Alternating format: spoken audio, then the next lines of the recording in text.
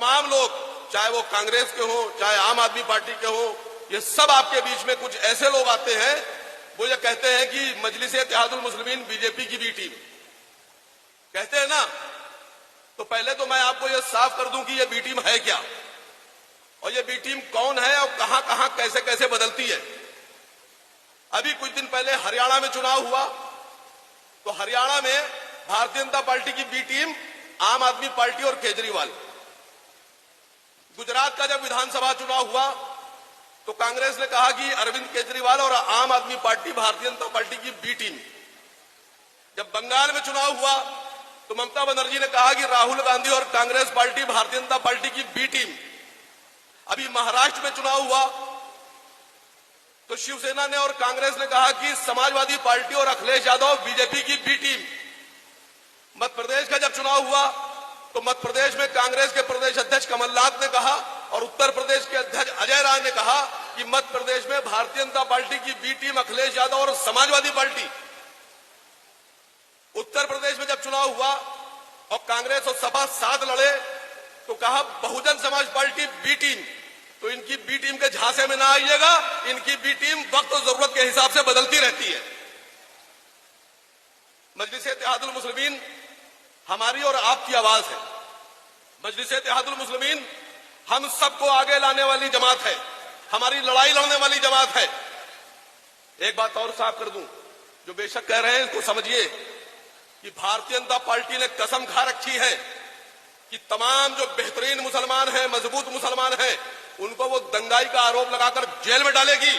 और असद साहब ने कसम खा रखी है कि तुम जिस पर आरोप लगाओगे दंगाई का, हम उसे विधायक बनाएंगे। असद साहब ने अपना काम कर दिया टिकट देकर। असद साहब ने आपके बीच में अपना उम्मीदवार बनाकर भेज दिया है, लेकिन अब उस उम्मीदवार को अपना कीमती वोट देकर विधानसभा में बिठाने की और पहुंचाने की जिम्मेदारी किसकी है? सिर्फ 4 लोगों की नहीं, जब सब बोलेंगे तब मानूंगा। विधानसभा भेजने की जिम्मेदारी किसकी है? भेजेंगे। आज अभी यहां आने से पहले मैं टेलीविजन पर आज तक की डिबेट में था। बात बताना इसलिए जरूरी है कि बात आप तक पहुंचना चाहिए। बात आपके इलाके की हुई। टेलीविजन पर मैंने ये सवाल पूछा, आम आदमी पार्टी की प्रवक्ता बैठी थी, मैंने उनसे कहा कि जब अरविंद केजरीवाल जेल गए और बाहर आ गए, मनीष सिसोदिया जेल गए, जमानत मिल गई, संजय सिंह जेल गए, जमानत मिल गई, सतेंद्र जैन जेल गए, जमानत मिल गई, बड़े बड़े आरोपों में, तो अरविंद केजरीवाल और आम आदमी पार्टी अपने सभी नेताओं के साथ पूरी शिद्दत और ताकत के साथ खड़ी थी। तो जब अरविंद केजरीवाल संजय सिंह के साथ खड़े हो सकते हैं, सतेंद्र जैन के साथ खड़े हो सकते हैं, मनीष सिसोदिया के साथ खड़े हो सकते हैं, तो सारा गुनाह और सारा परहेज ताहिर हुसैन से क्यों? इसलिए कि ताहिर हुसैन आपके भाई हैं, ताहिर हुसैन मुसलमान हैं, और ताहिर हुसैन के साथ ना खड़ा होकर अरविंद केजरीवाल ने यह साबित कर दिया है कि वो सिसोदिया राजवंश के ठाकुरों के साथ खड़े हो सकते हैं, उत्तर प्रदेश के ठाकुर के साथ खड़े हो सकते हैं, बनियों के साथ खड़े हो सकते हैं, जैनों के साथ खड़े हो सकते हैं, लेकिन मुसलमान के साथ नहीं खड़े हो सकते। तो आपको पता है जवाब क्या मिला? क्या जवाब मिला? कि जवाब मिला, प्रियंका जो कक्कड़ उनकी चीफ स्पोक पर्सन है, वो कहने लगी कि आपके राष्ट्रीय अध्यक्ष ने एक दंगाई को टिकट दिया है, अब आपको यह बताना है कि ताहिर हुसैन दंगाई है या विधायक बनेंगे। ये लड़ाई खाली विधानसभा की नहीं है, ये लड़ाई मुस्तफाबाद के सिर्फ मुसलमानों की नहीं है, ये लड़ाई हिंदुस्तान के मुसलमानों की है, हमारे आने वाले नस्लों की है, हमारे बच्चों की है।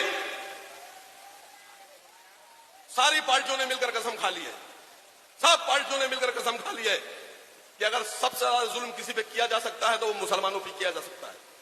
आपको बताएं क्या ताकत है आपकी पॉलिटिकल इंपावरमेंट की, जो सियासी ताकत होती है उसकी ताकत को समझिए।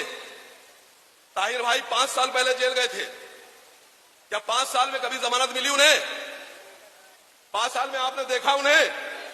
यह असद साहब के टिकट की ताकत है कि कल वो आपके बीच में होंगे, आपके साथ खड़े होंगे, आपसे बात करेंगे, और अब आपकी जिम्मेदारी है कि इस ताकत को बरकरार रखिएगा और ताहिर हुसैन साहब को विधानसभा में भेजिएगा और वो नकेल डाल देंगे अरविंद केजरीवाल के। हमारे दो कैंडिडेट लड़ रहे हैं, शिफाउर रहमान साहब और ताहिर हुसैन साहब। जब पूरे हिंदुस्तान में सभी तंजीमों ने, सभी पार्टियों ने इन दोनों का साथ छोड़ दिया, जबकि दोनों बेगुनाह हैं, तो राष्ट्रीय अध्यक्ष जनाब असद ओवैसी साहब ने इनके साथ खड़े होकर इंसाफ करने की कोशिश की है। उस इंसाफ को बरकरार रखने का और आगे बढ़ाने की जिम्मेदारी आपकी है। देश में एक चलन चल गया है कि पहले गाली बको, जुलूस निकालो, नए नए नारे लगाओ, इश्तिहार फैलाओ, तुम्हारे मोहल्लों में घुसकर तुम्हारे घरों के आगे आगे ढोल नगाड़े बजाओ, गंदे गंदे गाने बजाओ, तुम पर पत्थर फेंको, और उसके बाद जब तुम अपने बचाव में अपने घर पे चढ़ो तो तुमको दंगाई बनाया जाता है, तुमको आतंकवादी बनाया जाता है और कह दिया जाता है तुम दंगाई हो। और जिन लोगों ने अपने हाथों में असलहे लेकर सड़कों पर प्रदर्शन किया है उन पर कोई दफा नहीं लगाई जाती है। इसको अगर रोकना है तो आपको सियासी तौर पर मजबूत होना होगा, ताकतवर बनना होगा, अपने लोगों को विधानसभाओं में भेजना होगा ताकि आपकी आवाज उठाई जा सके। मैं जानता हूं यहां आप सब अपने महबूब लीडर जनाब असद ओवैसी साहब को सुनने आए हैं, तो मैं आप लोग के और उनके बीच में आऊंगा ही नहीं। मैं भी चाहता हूं अपने राष्ट्रीय अध्यक्ष को सुनना, क्योंकि जो बात राष्ट्रीय अध्यक्ष जी आपसे कहेंगे अगर आपने उस पर अमल कर लिया तो मैं यकीन से कह रहा हूं कि उस मुस्तफाबाद का अगला विधायक कौन होगा? कौन होगा? यकीन मान लूं 5 तारीख को 7 नंबर के बटन को दबाना है आपको। आपका चुनाव निशान ताहिर साहब का नहीं, मुस्तफाबाद के लोगों का चुनाव निशान क्या है? पीछे तक नहीं जा रही आवाज। क्या निशान है मुस्तफाबाद का? और बस इसी पतंग के निशान को बटन दबाकर आपको जनाब ताहिर हुसैन साहब को कामयाब करना है। असद ओवैसी साहब की नुमाइंदगी करने के लिए उनको विधानसभा में भेजना है। आज आप हमारा साथ दीजिए, इंशाअल्लाह पूरे 5 साल तक ताहिर हुसैन साहब पूरी शिद्दत के साथ आपके साथ खड़े रहेंगे। अस्सलाम वालेकुम।